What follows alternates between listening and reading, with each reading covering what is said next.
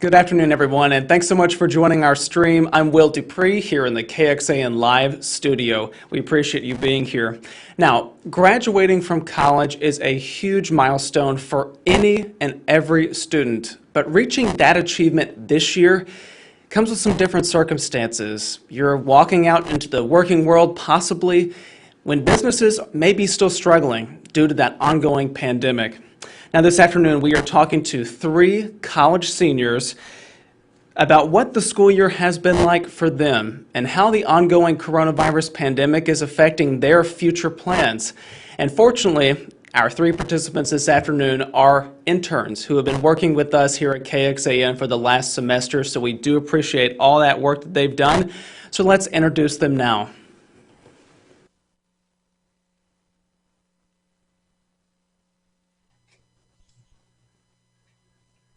And we have switched over to Zoom at this point, so we will be bringing in our guests right now. Joining us are our three KXAN interns for this semester. Guys, thanks so much for being here. And as I'm introducing you, maybe give everybody a wave so that they can realize who you all are, because we wanted them to know your names and faces. So thanks again for being here. First up, Graysen Golter is studying journalism at the University of Texas here in Austin. Mercedes Gonzales is also a journalism student at UT, and Ryan Chandler will graduate this semester with degrees in journalism and in government from UT. The three of you, thanks so much for being here. Thanks for having us. We really do appreciate that. What I want to start off and talk about, so we've had conversations with lots of people during this whole year, these past few months, talking about how the pandemic has affected operations basically for life and for school. What I want to ask you first, and what I'm interested in talking about, is how classes have worked for you all. So maybe Graysen, start out talking about what you all have done during the pandemic. I would presume that a lot of your classes are done virtually right now. Absolutely. And, I was one of the lucky ones because now that I'm graduating this semester, I only had 2 classes, and both of which were virtual, and I was able to actually do it remotely away from Austin, along with this internship, which is also for academic credit. What they usually look like is maybe three times or twice a week. I would log into a Zoom meeting. We would sort of just go through lecture. During each meeting, we have, of course, an opportunity to speak up if we have any questions or for any discussion. But other than that, it was in a lot of ways kind of a typical class setting. That's interesting to hear about. Mercedes, was that the same kind of situation for you too? Yeah, for me, it was really interesting and changed because I commuted since my sophomore year to UT. It was like a 40-minute drive for me past the airport. So doing that switch from online, it was interesting. For me, I think half my classes were online and half were asynchronous. So I was able to take my own pace, but that kind of had its own pros and cons. So yeah, I would say half my classes were online, and it was interesting just to interact with my classmates through Zoom and doing group projects on Zoom. And Ryan, what about you? Yeah, that's right. I don't know how I expected it to feel graduating, but graduating this semester and, wrapping up my time at UT virtually, basically, being a student from my own house was weird, interesting. I like Graysen, I feel fortunate because I was ahead of my degree plan. So in addition to this, which I got credit for, I only took one other class online. So I really had to force myself to go to campus, take a run there or, just go to hang out. But other than that, I had no reason to actually be on campus or in Austin at all. That's a pretty nice load for your senior year too. I did not have that experience back in my college days. We had a full load up until the very end. So that's very nice that you could kind of split time to be able to handle the internship and classes too. What was that like taking virtual classes? I never took a class online when I was in school, so it would have been very hard to kind of transition to that, not going in person. What was that like for you guys? Mercedes, maybe we'll start with you. Yeah, it was a very interesting. I found myself kind of keep myself more accountable and keeping up with my schoolwork and everything. I was fortunate that my professors kind of really helped out in terms of like organizing stuff for us on our class website Canvas, and it really helped a lot. I definitely met up with students like through Zoom to do group projects and stuff like that. And yeah, it was just really interesting figuring out how to do classes here and still trying to connect with students whenever we were talking to each other. Graysen, did that process work pretty smoothly for you? Sure, and for overall, I would say it was smooth. And there was definitely a greater element of freedom of only having 2 classes per semester and being able to be here with my family. But there is also kind of an element lost to the typical college experience. It's harder to build a lot of peer relationships when everyone is just kind of the first initials of their name on a computer screen. And sometimes, with a class, especially near the end of the semester, you're kind of just trying to stay afloat with your classwork and just kind of get through the day-to-day responsibilities, which isn't to say these classes weren't enjoyable and that this semester wasn't overall enjoyable. But I think we're all just kind of doing the best we can at this point. And I think that's maybe a sentiment that a lot of students are sharing. That may be the moral of this entire year at this point. Ryan was taking a lot of online classes. Was that something that you had done throughout your college career over these last few years? I've taken a few online classes before. To me, they don't bother me. I, like Graysen said, I like the flexibility to, be able to get right out of bed and open my laptop and take classes.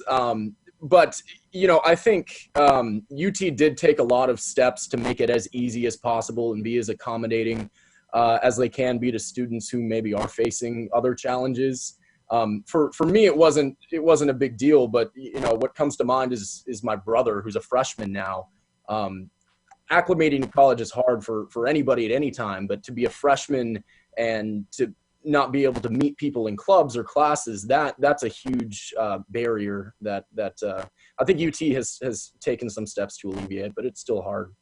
Yeah, Ryan, I wanted to ask you guys about that too, in particular, because you all had the fortune of at least spending a few years getting used to campus, familiarizing yourself, making friends through classes and clubs and things like that. But for your brother, Ryan, maybe you could speak for him at what's that been like to start this whole new chapter in your life, and it's not even in person? Yeah, he's been living an online life ever since, the end of his senior year, which was taken from him. He finished up 4 years of high school online, not being able to have a typical graduation or anything, and then to be thrown into a new city with new people and be told you're going to be taking most of your classes from your dorm. You're not going to have the opportunities to go to social events or join clubs the ways that freshmen typically make friends and start the new life. That was very hard, I think. So I hope that it can get back to normal for him and for all UT students as soon as possible. Yeah, I hope that for sure. And Graysen, you mentioned this a minute ago and kind of touched on it, but you wrote in a blog post that remote learning has taken a toll on personal relationships with your friends, even people that you still keep in contact with, obviously, but it's just different in a way. What was it about it that made you want to write about it and say this is a different kind of situation for you and your friends? Sure. Well, and definitely with this weekly blog, it was a different writing style than I'm used to, and it was able to, as you might have saw, become a lot more, maybe more personal and introspective and reflective than maybe the journalism world allows for typically. But in terms of your a student's relationship with friends and my friends, it's like I said, everyone is in many ways it's harder, of course, from the distance, and everyone's just sort of occupied with their own responsibilities, and that can for my instance, I got 2 nephews here that I will sometimes help babysit. And, sometimes it's just harder to maintain that contact with people who are, cities and miles away. That being said, I wouldn't say I necessarily lost any friends over because of this pandemic. But it's definitely more difficult to keep those relationships in check. And that's, like Ryan said, I feel for a lot of the freshmen coming in and the high schoolers going out who really just might have a lot of less solid footing to stand on.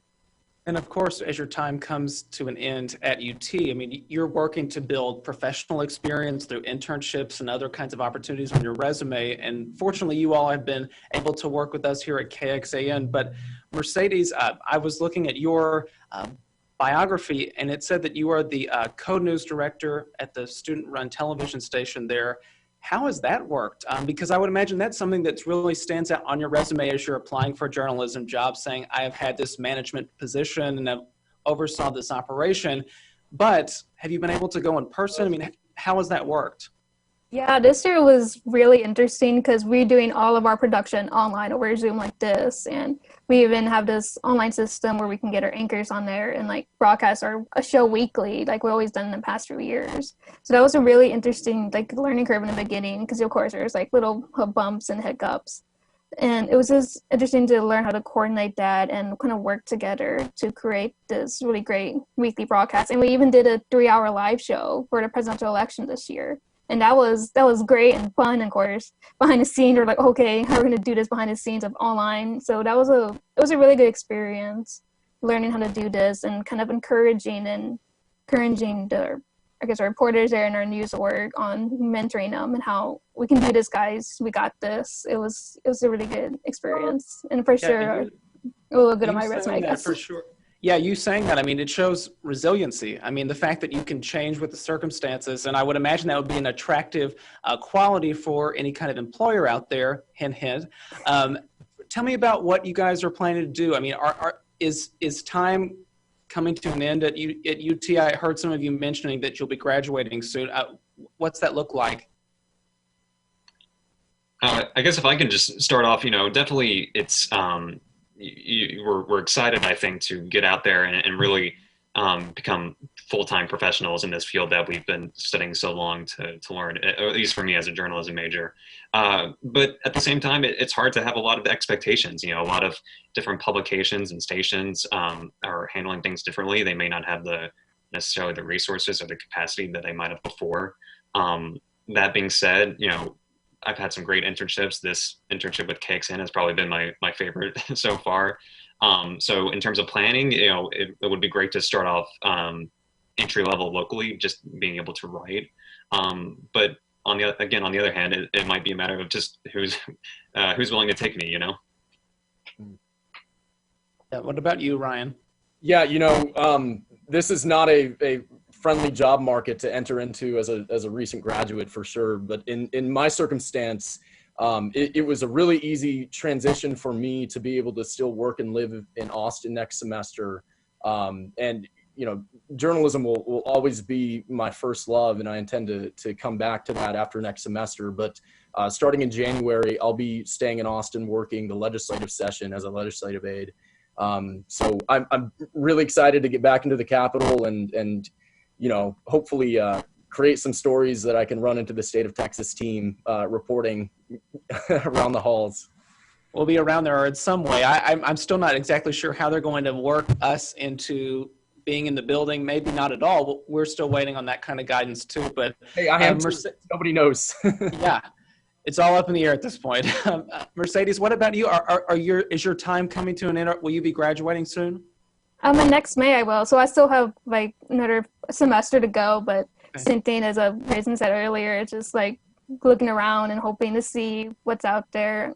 This internship really kind of helped show me what exactly I want to do in a news broadcast station, and kind of one that kind of drew my interest was like a digital content producer. So that's probably something I'll probably keep in mind when I graduate in terms of looking for a job.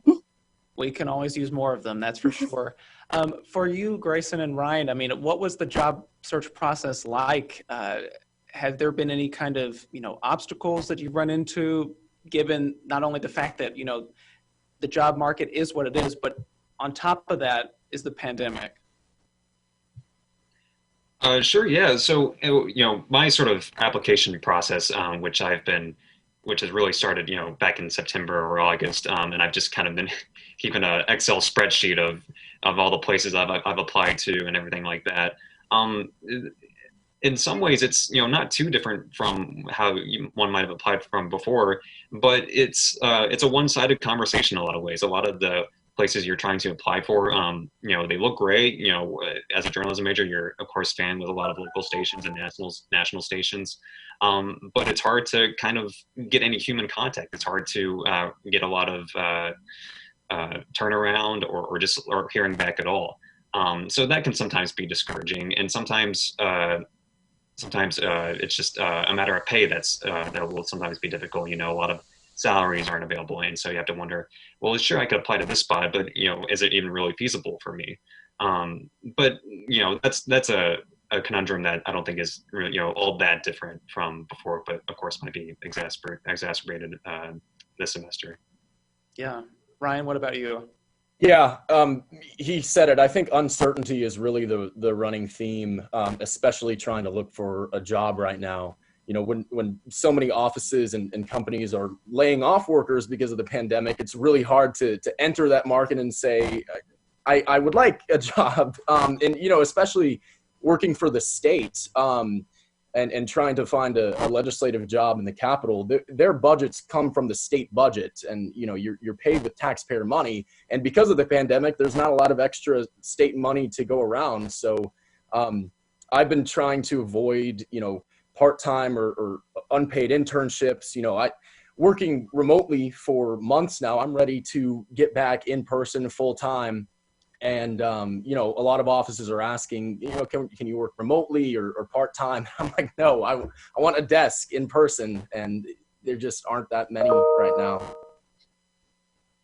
Well, you guys, thank you so much for joining us. I'll let everybody at home know, if you have not been made aware, there are 3 blogs that our interns have been updating every single week, talking about the challenges that they run into, things that are happening in their lives, also what they've been covering for us, because it's been a really great help to have some additional assistance with writing articles, because there was no shortage of information needed to be shared at this point. So we really appreciate that. And if you all would like, in this web story, you can find a link to their blogs. And it's really interesting to see kind of how things change over the ensuing weeks that you all have been with us, all the different challenges. So we really appreciate that. But I want to wish Ryan, Mercedes, and Graysen all the luck in the world with this job search. I had told you all before we jumped on that whenever I was getting into the business was on the tail end of the Great Recession, which had some effects. And so it's unfortunate that this is the situation that, yet again, some new job seekers are finding. But I think that you all will be lucky, and you've just got to keep persisting and keep pursuing it, because you can do it. You can do it. Thanks so much, Will. Yeah. All right. Thank you guys so much. And I'm sure we will be talking again. Maybe you'll be joining our newsroom too. I'll drop some hints from some people that are around here too. But thanks again, guys. We will talk to you all hopefully again soon. Take care. And for everybody who's been watching at home, we appreciate you joining our stream. We have more information over on our website. You can find the blogs that these 3 have written for us for the last few weeks there. That's at KXAN.com, and on the KXAN News app, you can find it there too. We'll see you back another time, everyone. Please stay safe, stay healthy, and take care.